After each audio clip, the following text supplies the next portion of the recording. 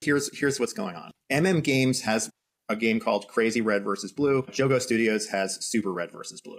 Games sued them for copyright infringement and said, hey, your Red versus Blue game infringes our copyright on our Red versus Blue game. Now, in general, concepts are not copyrightable.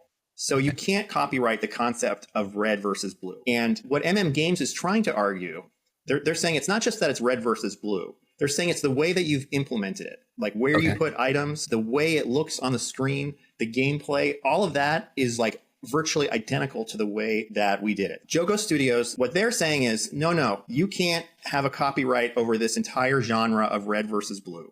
There's nothing special about this, and you're just trying to get a monopoly on the entire space. So Games not only filed a lawsuit, they also are seeking a preliminary injunction. That's when they ran to court and they said, Judge, we are so confident that we're going to win, and the harm to us is so bad, you need to immediately take the infringing game down. It's an extraordinary remedy that's rarely granted. And I think, as an armchair lawyer quarterback here, a very poor strategic decision by Games' lawyers to do that.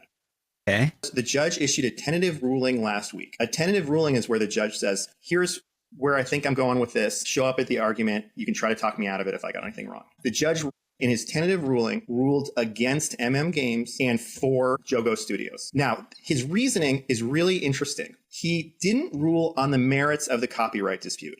He ruled based on some other issues. Number one, he said, what's the emergency here? These games have been on the platform for a year plus before you filed this lawsuit and before you sought this emergency injunction. If this was truly emergency, you would have done this a year ago. You can't come in now and say it's an emergency when you sat on your hands for a year. Number two, he said Epic's terms of service basically gives it the right to use any IP that you create as a UGC creator on its platform. So the judge said, hypothetically, I could grant your preliminary injunction, but Epic wouldn't have to comply with that because its own rules say that they have the right to keep it up. So what's the point of me even granting this if Epic has the right to keep it up in the first place? And then he said, by the way, why isn't Epic a party to this? Shouldn't Epic be a party to this lawsuit? So in any event, to make a long story even longer, there will be another hearing where the judge is going to get information about what Epic's position is.